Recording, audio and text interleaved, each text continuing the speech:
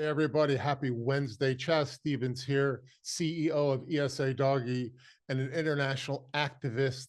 You might have seen my work out there on the mainstream media. If not, you should check me out. I do some really cool stuff with regards to protecting our constitutional rights. Today, though, I'm talking on behalf of my company that I started about 10 years ago, ESA Doggy. And today we're going to talk really quickly about how you get on board with us and how this process works and what are the steps involved and how do we get from here to there? So without further ado.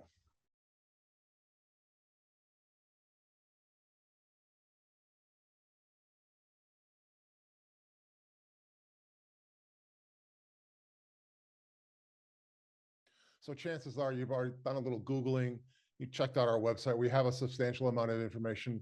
We've been around for 10 years. We put a lot of time and effort into understanding this business that we are in and how to do it right and ethically. We strictly adhere to HUD's guidance. HUD is the Housing and Urban Development folks, United States government. They wrote the Fair Housing Act, which is enforced by the United States Department of Justice. And in the Fair Housing Act, the guidance that you actually pay attention to is FHEO 2020. You don't often see that referenced, and it's because that's a 10, 12 page PDF file that you can download. There's a link below. You can download and read it, and you should if you're a tenant. This is the rules that housing providers and the landlords and the condos and the apartment complex managers and oftentimes their lawyers follow. Unfortunately for you, most therapists are blisteringly unaware of the FHEO 2020. I have personally onboarded hundreds of therapists. I have the first 4 of 6 that I hired a decade ago. They're still working for me. I've trained lawyers, I've trained realtors, we've gone to court, and my expertise has battled for our clients successfully. So I know what I'm talking about here. You're going to hear some stuff that might scratch your head a little bit. I haven't heard that before, Chaz. And there's a good reason why. I'll explain that to a bit. So how do you do the process with us? Well, first of all, you're going to start by pushing one of the buttons on our website that says get started or act now, or something along those lines, call to action, as we like to say in the IP business. And that's going to take you to a quick little anonymous 10-question exam. It has nothing to do with mental health. And there's a reason for that. We have found that most of the times when we've run into headwinds where we've said no to clients, we've rejected them outrightly, or they've gone through our process, and at the end, our clinicians have said, no, it's not working here. It's because oftentimes they're facing eviction and they're looking for a get out of jail free card. I love dogs. I name my company after dogs. I have 3, well, 2 now, excuse me. I have 2 and a cat, so I'm 2.5 dog person. So you don't have to convince me about the value of having a dog. I have had mental health issues myself. And I know the value and the benefit of reaching down and giving your dog a hug. But if you're facing eviction, I can't help you. I can't. I wish I could, but I can't. There are other options, mostly counterfeit, mostly indicative of fraud, but there are other options on the internet. $149, 10 minutes later. That's 10 minutes for 100. That's 10 minutes costing you $150 out of your pocket. 10 minutes, and they'll send you a letter. Will the letter work? According to petscreening.com, and they know this stuff, they've been doing this for quite some time, 60% of reasonable accommodation requests fail. That's not ESA letters. ESA letters are included in that, but 60% of letters, 60% of reasonable accommodation requests fail. About 20%, 1 out of 5, fail letters. So that means that 1 out of 5 of you, your letter is going to fail. And that could be not necessarily indicative of fraud. It could be, and quite often, your therapist just doesn't know what the hell they're doing. Like I said, I onboarded hundreds and hundreds of therapists. I interview all the time. We're always looking to grow our team. And I speak to therapists. These are some of these, you can tell straightforward, therapists that know what they're doing and therapists that don't know what they're doing. I'm not talking about therapeutically, maybe, but as far as the outside of their business, they're writing letters, but they don't know what's supposed to go on the letter. They don't understand how the letters work. They haven't read the guidance. They're novices at that. They've never read the case law behind it. So they're pumping out these letters. And then what happens when the landlord calls? you're on your own, bro. You're on your own. Good luck to you. Buy con huevos. Um, so sad. It is really sad. It frustrates me. It frustrates me. We spend so much time and effort around here doing it the right way. And then fortunately or unfortunately for us, we get a ton of referrals.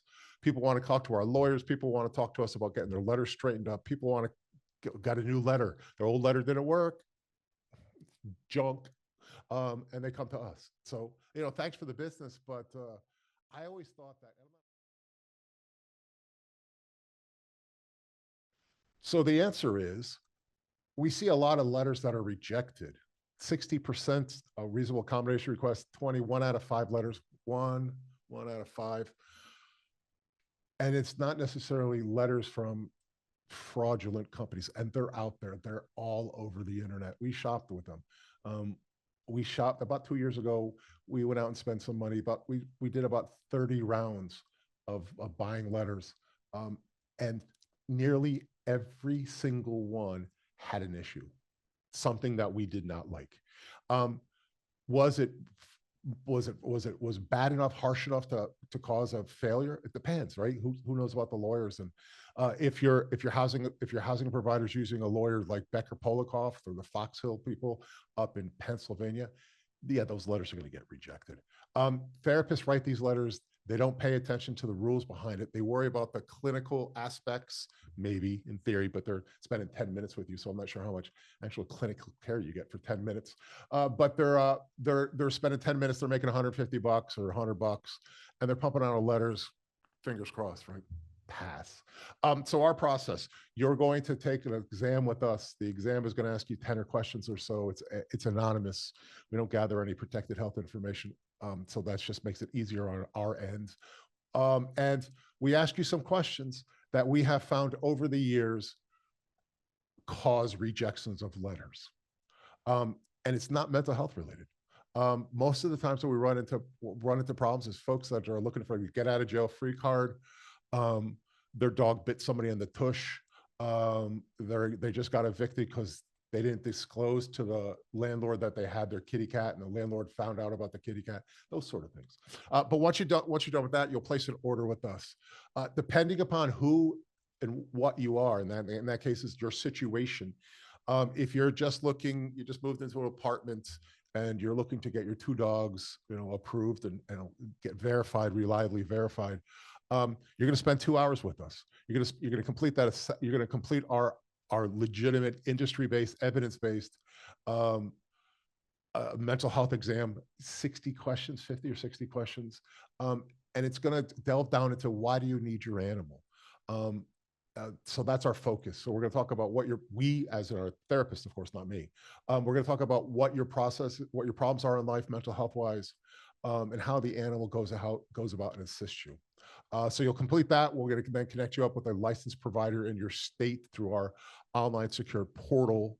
They'll schedule the first, if you're just we call that the simple case, which is I'm moving in. My girlfriend and we're moving into an apartment over in Wichita, and they have a no pets allowed rule, and we have a dog and a cat. Okay, good deal. Place the order. You're going to sign up for 2-hour-long sessions. Why do you do that?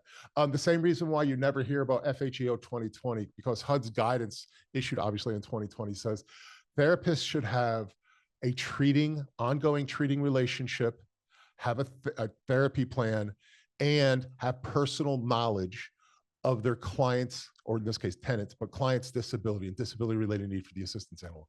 How the hell do you divide that in 5 or 10 minutes on the phone? I can't even order a pizza from my local pizza joint, got a great pizza joint, in 5 minutes. But yet somehow I can tell you about why I have PTSD through the military, my Operation Desert Shield, and that I have PTSD and blah, blah, blah, blah, blah, blah, blah, blah, blah. I need my dog. And I'm going to tell you all about that. And we're going to go through our exam all in 5 minutes. It ain't going to happen. So ours takes time. Rightly so. We do it the way that the industry, the insurance companies wants us to do it. the way that others want us to do it in the industry, experts, PhDs, docs, that sort of thing, not a master's degree licensed clinical social worker who happens to sell ESA letters on the web. That's not an expert. So you, as in the use case of simple, you and your girlfriend moving into Wichita, your apartment, two sessions. If you are a college student, it's a much bigger deal. Do not, and your Uncle Chaz is telling you this, do not under any circumstance go buy yourself a $150 letter and give that to your disability office at school. They're gonna laugh you out. They have seen them all. They're gonna laugh you out. You need to have a disability verification, a treatment plan, an ongoing treatment plan with a licensed provider. That takes lots of time, not 10 minutes. Your 10 minutes, $150. You just, roll the dice. But I'm going to tell you this, if they say no to you, you just, giant red flag that, you're shopping around the internet for a quick, simple fix. And if you're looking for me to write you a $150 letter, I can't do that. I can't do that. I have no interest in doing that. I'm interested in helping you. I'm interested in getting you and your assistance animal into housing that you can enjoy. Count me in on that. I'm your biggest cheerleader. But a $150 letter? Nah, no, thanks. So 4 sessions for college students looking for disability verification. And then we do some weird stuff. Weird as in the sense of different, not the typical norm, in the sense of ESA chickens, ESA pigs. It's a really niche market. We have a video, you can search online, and then you look for our chicken, esadoggies.com/chickens or esadoggy.com/pigs. And you can get the deeper dive into that. But it comes down to, we need to build with that. It's 5 sessions plus 1 session of me helping. And let me tell you why. We've gotten chickens approved, we've gotten pigs approved. It's difficult, it's time consuming. It's so much more than just writing a letter, so much more. And again, if you go to that website /pigs or /chickens, you can read about what I'm talking about here, but it's more. So 5 sessions for 5 therapy sessions for the chickens, 4 therapy sessions if you're going to school, good luck to you in your career, and 2 for everybody else. Place the order, take the exam, chat with, let's go to our online portal. There you'll connect with our provider. They'll schedule the first of 4, 2, 4, or 5. And those are typically done Zoom. Sometimes, depending upon state law, sometimes we do it via telephone call, but we like to do it via Zoom so we being a therapist, of course, not me, so that we can check out body language and we can look at eye contact. We're looking for stuff like malingering. So that whole, the whole body language thing is really important to us as we're hearing your story. And then after that's done, we can issue your letter. California, Montana, a couple other states, there's a 30-day delay. College students, typically takes 4 to 6 weeks, once a week, for once a week for that. We can't typically issue the letters and it's much more than that, documentation for college students before we're done. We just have to do all that work. We being our therapist, of course. There are special exemptions, but you can call us up and talk to us about that. Pigs takes all the time, 5 sessions. And then for housing, on certain cases, we can issue the letter between session 1 and session 2. The letters are sent up as PDF files that you can download, print out, or email to they're your protected health information, so you can do whatever you want with it.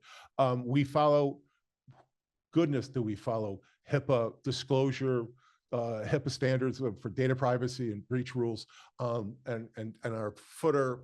There's all sorts of legalese about what we do, everything else. We've never had a single HIPAA disclosure or a breach violation, but the law says we have to follow it, and we do, to great pain. So that's it. It's really simple. You'll see why we get our amazing reviews. We take, it's like listen, my view is I own the company. I'm thinking you're coming to a really fancy steak joint, and I'm the maitre d', and my job is to make sure that you have the greatest freaking steak of your life. And I'm going to bring out my appetizers. I'm going to walk to the table. I'm going to say hello. I'm going to make sure that everything is okay. I'm going back, checking the chef. I'm coming up, making sure the server's done. Everything runs smoothly. And we treat you like you're my family. So it's a premier care situation here at ESA Doggy, and I'd love to chat with you about it. 1-800-372-4125. My name is Chaz Stevens, Chaz with a Z, Stevens with a V, CEO of ESA Doggy. And that's all I have to say today.